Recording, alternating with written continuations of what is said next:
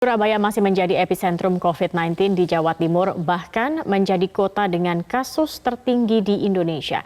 Rapid test massal tengah digencarkan di tengah kasus corona yang sudah melonjak tinggi. Informasi selengkapnya akan disampaikan oleh Fatma Ayu yang melaporkan langsung dari Surabaya, Jawa Timur. Fatma, bagaimana dengan rapid test massal yang diselenggarakan hari ini di Surabaya? Baik Zakia dan juga pemirsa, hari ini merupakan hari kedua rapid test massal yang diselenggarakan di Surabaya yang diadakan oleh Badan Intelijen Negara dan dibantu oleh Pemkot Surabaya. Tes rapid test massal dan tes swab massal ini dilakukan untuk membantu kota Surabaya dalam menangani kasus corona yang memang saat ini menempati peringkat pertama kota dengan angka kasus COVID-19 tertinggi. Tidak hanya di Jawa Timur, tapi juga di Indonesia. Dan tadi rapid test dan swab test massal berlangsung dari pukul 7 hingga siang hari sekitar pukul 14 waktu Indonesia Barat. Dalam pantauan kami, memang tadi 4 jam tes tersebut dimulai, sudah ada 480 warga yang melakukan tes dan 68 reaktif terhadap rapid test tersebut. Lalu kami tadi juga memantau aktivitas rapid test massal jika dibandingkan dengan kemarin begitu.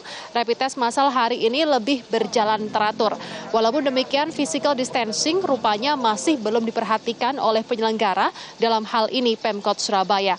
Tadi masih ada kepadatan dan kerumunan warga tanpa memperhatikan protokol kesehatan yang diatur, terutama sebagai kota yang menjalani PSBB.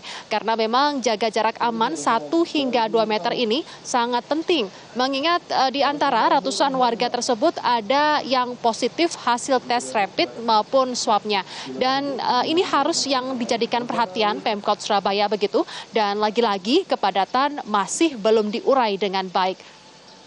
Sementara itu, Zakia, perlu kami informasikan pula bahwa per tanggal 29 Mei 2020 pukul 20 waktu Indonesia Barat, angka kasus COVID-19 di Surabaya ini mencapai 2.394 orang, dari kasus Jawa Timur sebanyak 4.409 orang. Dan hari ini meningkat di Jawa Timur meningkat tajam begitu, sekitar 190-an orang ini kasus COVID-19 ditemukan di Jawa Timur. Ini artinya 50% kasus di Jatim disumbang dari kota Surabaya. Selain itu, Jawa Timur mendapatkan angka kematian tertinggi jika dibandingkan dengan hari sebelumnya ini pada tanggal 28 Mei. Data yang kami terima pada tanggal 29 Mei ini dalam satu hari sebanyak 24 kasus pasien meninggal dunia, di mana 17 diantaranya merupakan pasien meninggal asal Surabaya. Hal ini tentu menjadi sangat perlu diperhatikan begitu, mengingat Surabaya Raya ini sudah menerapkan PSBB tahap 3. Ini artinya lebih dari sebulan warga menjalani PSBB dengan aturan yang dibuat ketat, namun dalam pelaksanaannya sangat perlu untuk dievaluasi dan diperbaiki dari hari ke hari. Sementara itu Surabaya masih jauh tertinggal dari Malang Raya yang menerapkan PSBB 1 kali saja. Malang Raya ini menjalani terakhir masa PSBB dan besok akan dilakukan masa transisi untuk bersiap menjalani masa kenormalan baru. Malang Raya menjadi 3 daerah pertama yang menjalani normal baru di Jawa Timur. Namun Surabaya Raya masih belum bisa menerapkan normal baru karena kasus COVID-19 masih belum menunjukkan penurunan. Atas nama Benazir Safrudin. Zakia. Baik, Fatma, saat ini Jawa Timur menjadi wilayah dengan kasus harian tertinggi begitu ya.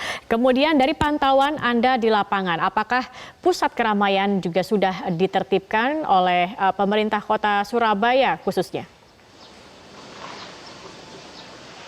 Baik Zakia dan juga pemirsa, tadi kami sempat memantau dan juga tim lapangan lainnya untuk menempatkan diri di tempat-tempat keramaian, utamanya pasar yang ada di kota Surabaya.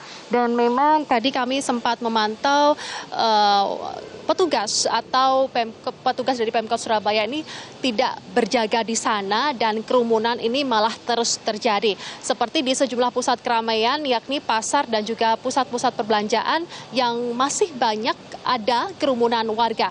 Pemkot Surabaya menyebutkan saat ini Surabaya mempunyai pasar yang menerapkan physical distancing dan menempatkan petugas Satpol PP di sana. Namun menurut informasi yang kami terima dari lapangan bahwa pasar yang menerapkan physical distancing itu hanya ada di salah satu pasar saja dan baru diterapkan pada tanggal 28 Mei 2020.